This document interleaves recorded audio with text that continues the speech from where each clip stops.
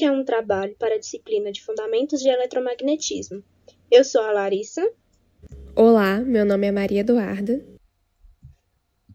Oi, eu sou o Pedro.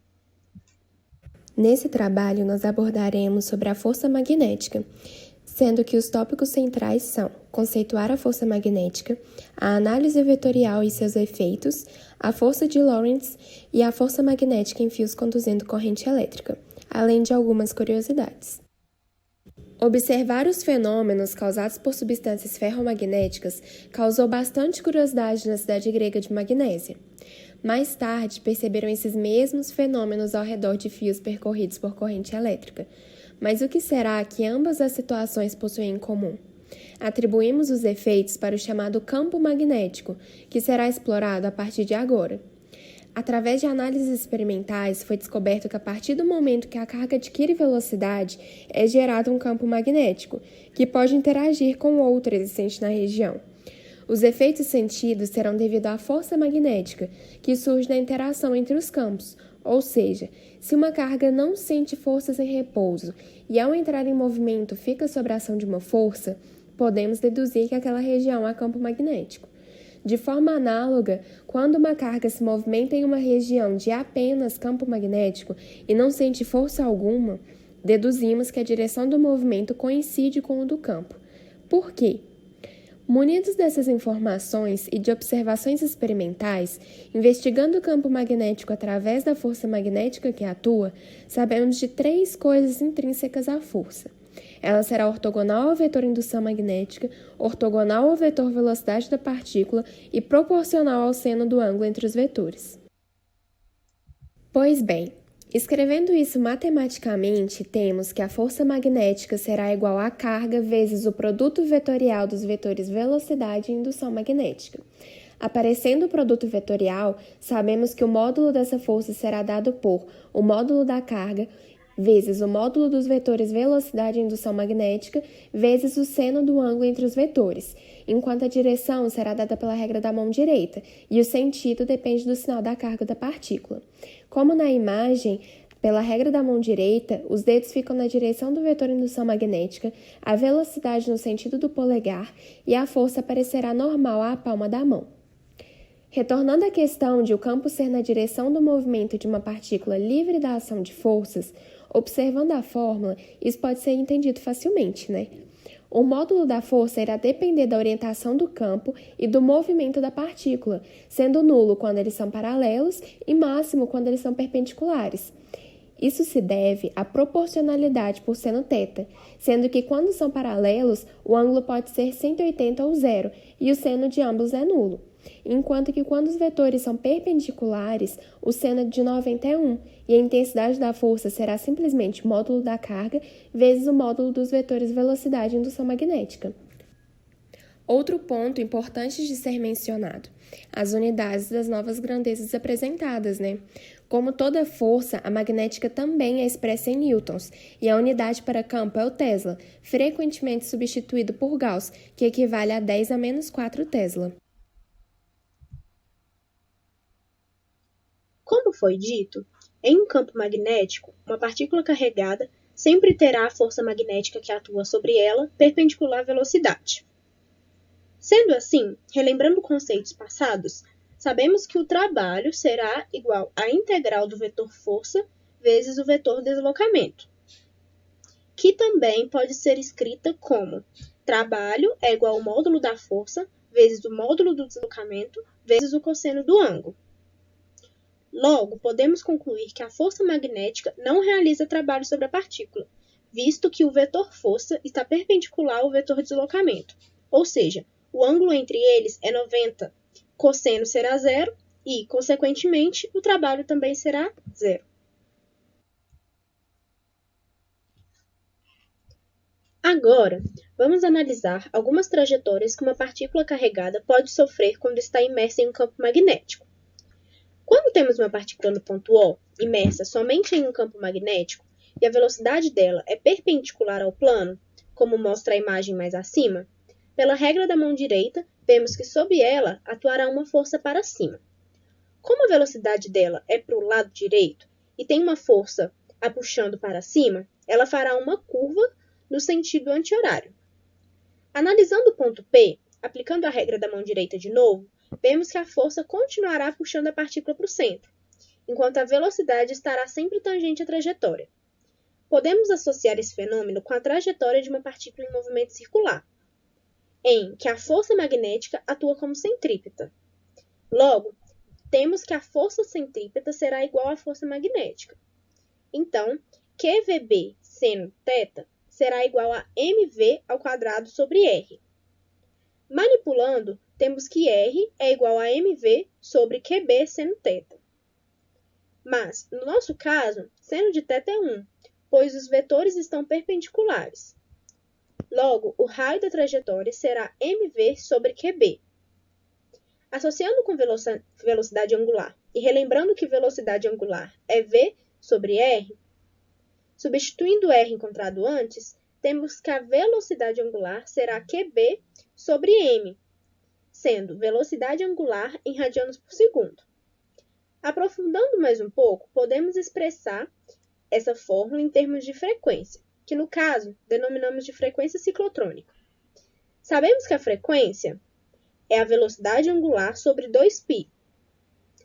Logo, substituindo os valores, a frequência ciclotrônica será 1 sobre 2π vezes QB sobre m, sendo a frequência dada em Hz.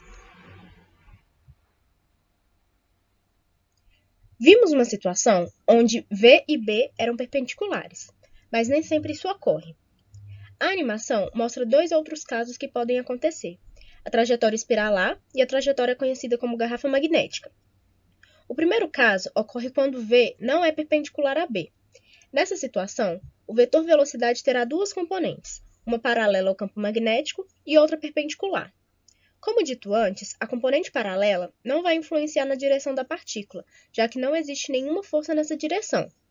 A combinação do movimento uniforme da carga na direção do campo com o movimento circular uniforme do plano perpendicular resulta em uma trajetória espiralar, onde o raio da hélice pode ser dado pela mesma equação mostrada anteriormente. Quando temos um campo magnético que não é uniforme, ou seja, quando o campo é mais forte nas extremidades e mais fraco no meio, o movimento é mais complexo. Um exemplo é quando temos duas espiras a uma distância d. Elas vão gerar um campo que consegue prender as partículas carregadas de forma que elas se desloquem para frente e para trás, em uma trajetória espiral e em torno das linhas de campo, o que resulta em uma espécie de garrafa, denominada garrafa magnética. Existem situações as quais descrevem a influência da trajetória de uma partícula em função da ação simultânea da força elétrica e magnética, sendo que a resultante dessa soma dessas duas forças é denominada força de Lorentz, demonstrada pela seguinte equação. Podemos demonstrar essa associação a partir de um seletor de velocidades, no qual podemos notar a ação simultânea de uma força elétrica e magnética sobre a partícula, sendo que o desvio dessa depende da força que predomina na resultante. Chegamos às seguintes condições. Sendo a força magnética igual à elétrica, ou seja, o módulo do campo elétrico vezes a carga igual ao produto do módulo do campo magnético, da carga, da velocidade e do seno do ângulo, portanto a força resultante será nula. Logo, a velocidade respeitará a razão entre o campo elétrico pelo campo magnético, resultando em uma trajetória retilínea.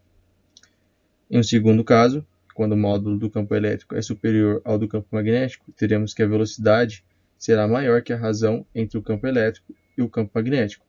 Dessa forma, ocorrerá um desvio negativo. Caso contrário, se o módulo do campo magnético for superior ao campo elétrico, temos que a velocidade será menor que a razão E sobre V, ocorrendo um desvio positivo. Uma forma de aplicação da força magnética é vista no uso do espectrômetro de massas. E o que é o espectrômetro? De forma genérica, o espectrômetro de massas realiza a separação e análise de íons gerados a partir de fases gasosas das amostras introduzidas, possibilitando a identificação de compostos desconhecidos, a elucidação de propriedades químicas e estruturais das moléculas. A equação nos mostra que, ao introduzir uma amostra, elétrons de alta energia interagem e rompem as ligações químicas, formando fragmentos iônicos. Focando no setor magnético de funcionamento do instrumento, ao se introduzir um segundo campo magnético sobre as partículas que seguiram uma trajetória retilínea, respeitando a velocidade, que é igual à razão, entre o campo elétrico e o campo magnético, estabelecida pela força de Lorentz, teremos uma segunda trajetória descrita, uma trajetória circular, respeitando a seguinte relação. Quanto maior a massa do íon formado, maior sua inércia e, consequentemente, menor sua deflexão. Ou seja, o aparelho possui um foco direcional, pois os íons que deixam a fonte em feixe divergente são atraídos ao foco coletor. Isso faz com que as partículas de maior massa percorram um maior caminho sobre o foco coletor, seguindo uma trajetória circular de raio R, sob a influência do segundo campo magnético. O raio da trajetória respeita a seguinte relação. R é igual a 1 sobre a carga vezes o campo magnético vezes a raiz de 2 vezes a massa vezes a carga vezes a velocidade da partícula.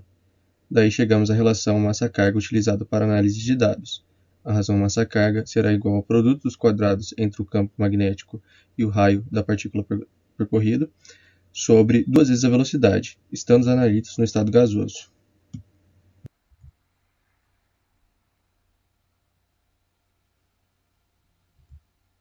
Tratando-se da importância, pode-se mencionar os espectros gerados pelo software, as aplicabilidades e a importância desta metodologia analítica. Dessa forma, para a elucidação estrutural, por exemplo, a técnica nos possibilita identificar grupos funcionais que estejam presentes na amostra. Então, a identificação é feita a partir de picos gerados em função da razão massa-carga. Quando temos um fio percorrido por corrente em uma região que há campo magnético, cada carga que passa pelo fio sentirá uma força magnética. Nesse sentido, podemos calcular a força resultante sobre um determinado comprimento do fio como a soma das forças magnéticas de cada carga passando por este comprimento. Pegando um fio de comprimento L, se o número de cargas por unidade de volume no fio é N, a carga no fio será o número de portadores de carga vezes a carga de cada partícula vezes o comprimento e a área da seção transversal do fio. Nesse sentido, sabemos que o vetor densidade de corrente é o número de portadores de carga vezes a carga de cada partícula vezes a velocidade. Realizando os algebrismos necessários, temos o valor da força magnética como a corrente vezes o produto vetorial do vetor comprimento e da indução magnética. Vamos a um exemplo agora. Ambos os fios são submetidos a uma diferença de potencial nas extremidades, ou seja, passa a corrente por eles. Consideremos que o fio imóvel está como a fonte de um campo magnético vertical para cima no ponto em que se encontra o fio móvel. Isso será melhor explorado na lei de Biot-Savart. Quando a corrente passa pelo fio móvel, pela regra da mão direita, sabemos que a força será horizontal para a esquerda e de módulo ILB.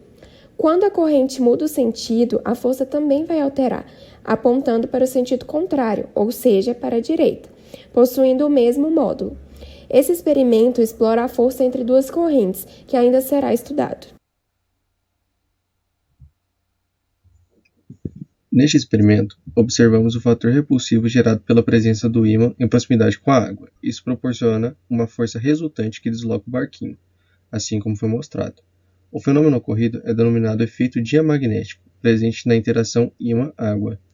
Mas o que é o diamagnetismo? Os materiais diamagnéticos, em geral, são constituídos de átomos cujas camadas eletrônicas são fechadas, de modo que não há momento de dipolo magnético atômico resultante.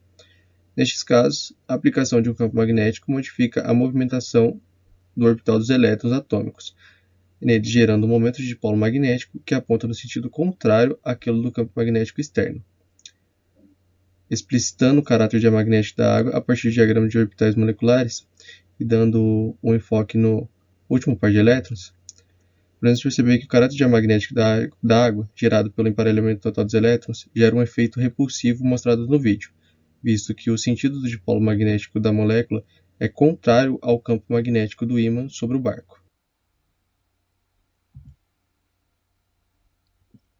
Quando estudamos o caso de um condutor e uma corrente elétrica passando por ele, descobrimos que há o surgimento de uma força magnética. Mas quando pensamos em condutores, de cara imaginamos sólidos. Esse vídeo nos mostra que podemos ter condutores líquidos também, como a água. Nesse experimento, temos água salgada com pedacinhos de papel em um recipiente sob um ímã, um eletrodo no meio do recipiente e uma placa metálica interna ao redor do recipiente. Ligando a placa e o eletrodo em uma fonte externa, surge uma diferença de potencial. Logo, haverá a passagem de corrente elétrica pelo eletrodo, pela água, devido à sua propriedade condutora, e pela placa metálica. Esse fenômeno também obedece à regra da mão direita. E, além disso, assim como nos casos em fios condutores, se invertermos o sentido da corrente, também haverá uma mudança no sentido da força e, consequentemente, na movimentação da água. Nós agradecemos a oportunidade de gravar esse trabalho,